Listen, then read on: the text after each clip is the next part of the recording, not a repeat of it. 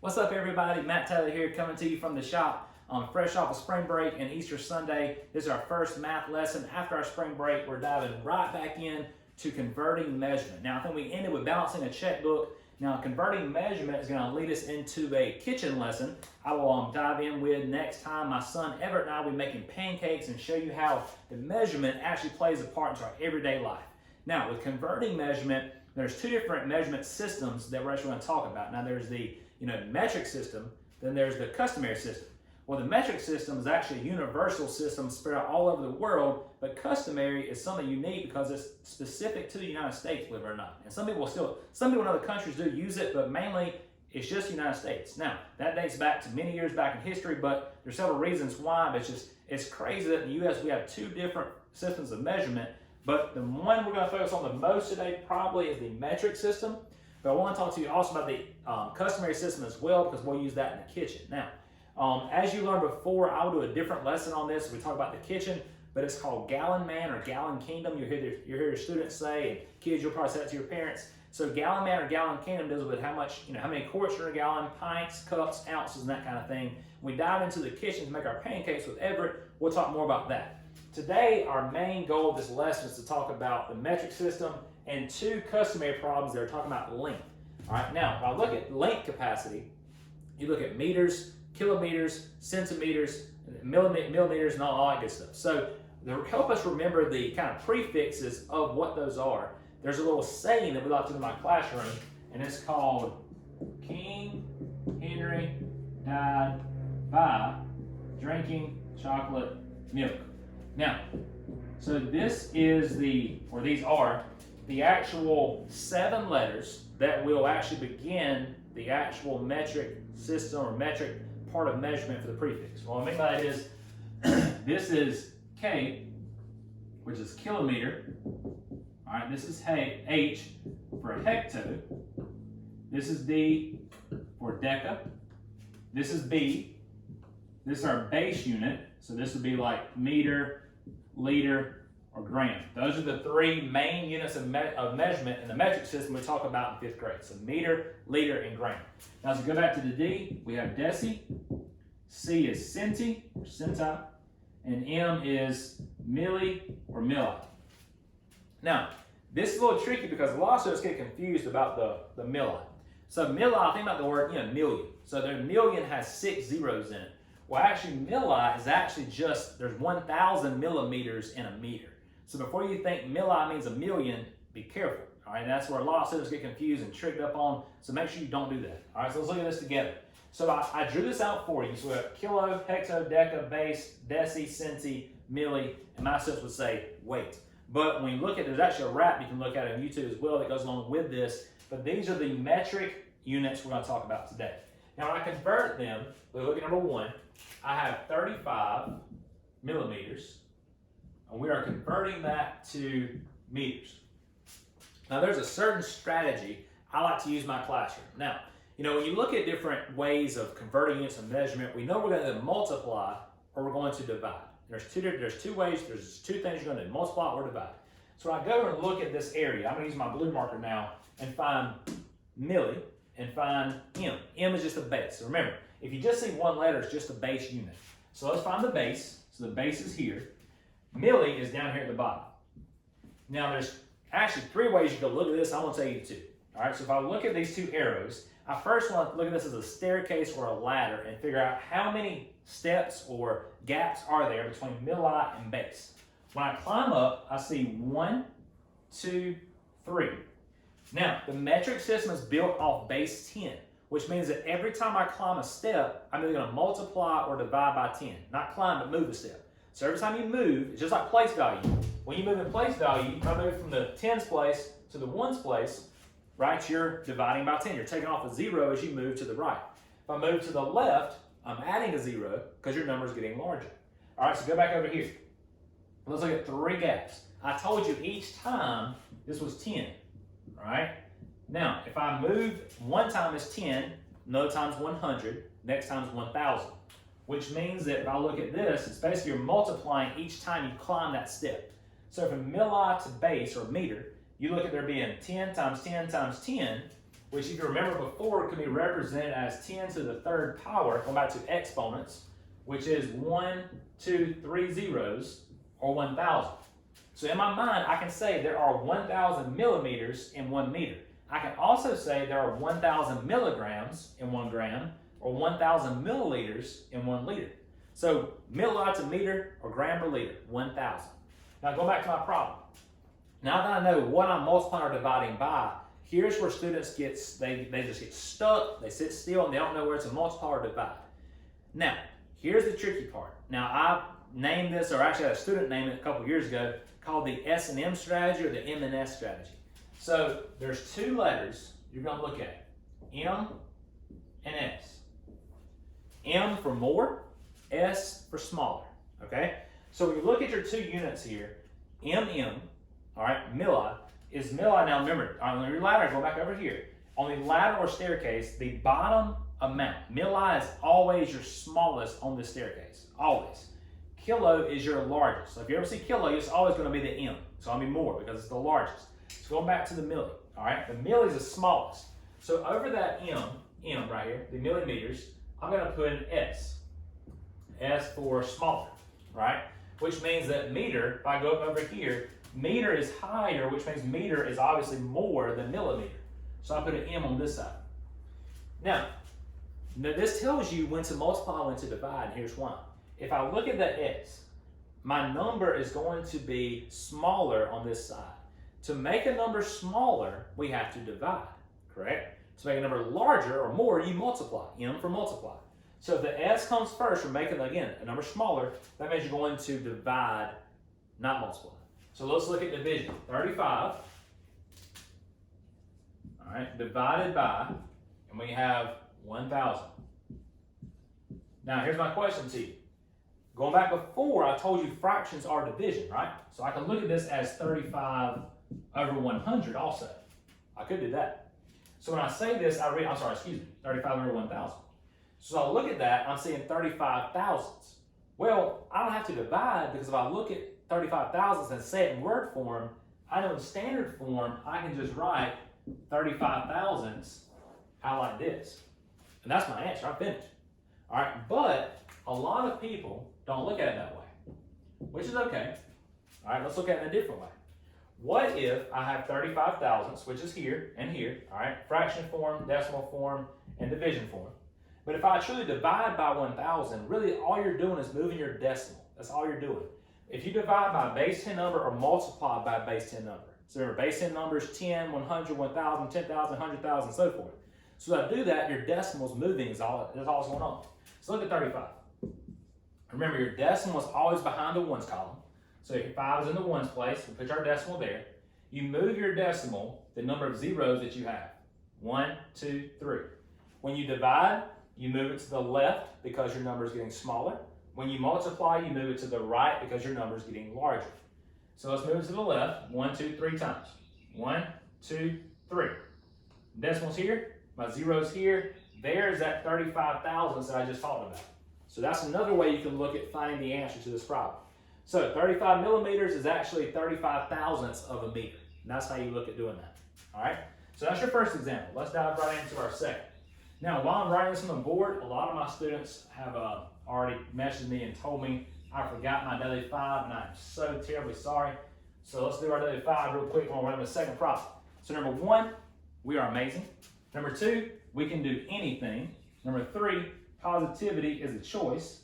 And number 4, we can celebrate our individuality. And number 5, we are prepared to succeed. All right, so here we go. So we're going to succeed with this second problem. So we've got 429 and 4/10 centimeters, and we're changing that to hectometers. Excuse my marker jumped on me.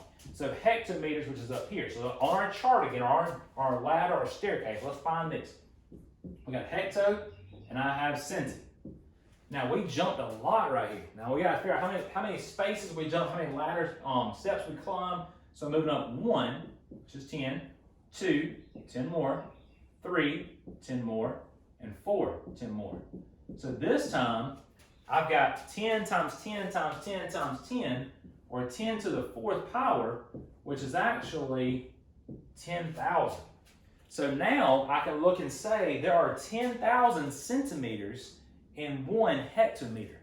So 10,000 is our magic number. That's what we're multiplying or dividing by.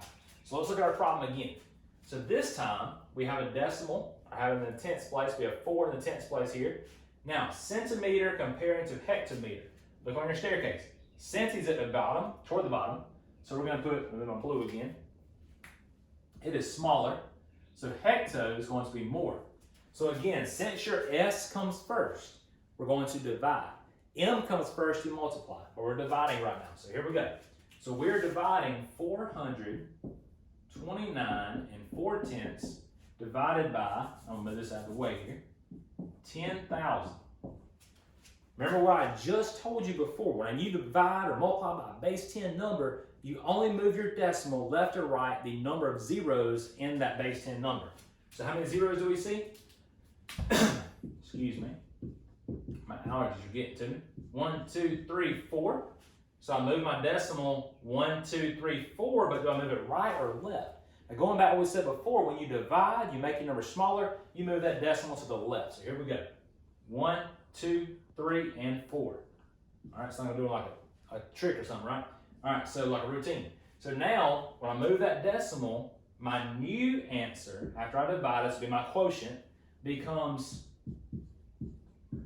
4,294. And some of you are looking at it like, how do I read that problem? So let's look at it together. So again, we have 1, 2, 3, 4 times to the left.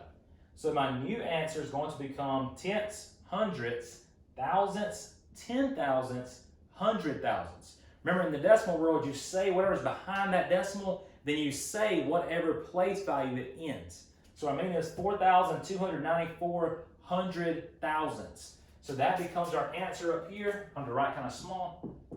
Be 4,294 100,000ths. All right, 294? Yes, it did. All right, there we go.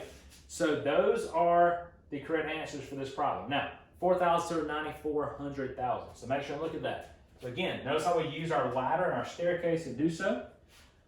Let's go back now and look at our third example. Now, I'm not doing very many. It's our last one of the metric system, so make sure you pay attention. Again, you can rewind and back up if you need to.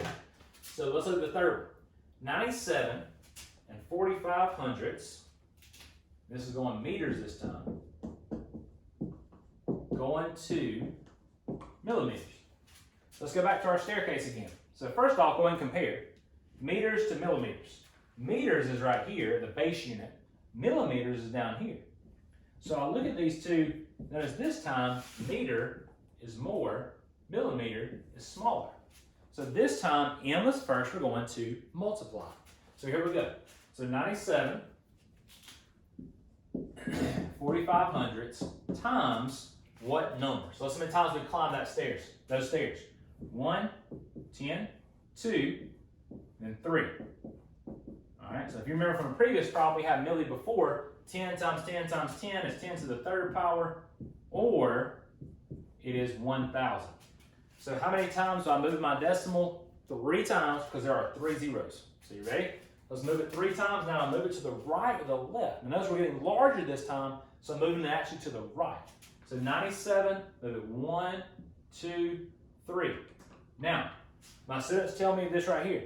When I move that decimal, there's nothing there to move it to. That's right. You add a 0 in that empty spot.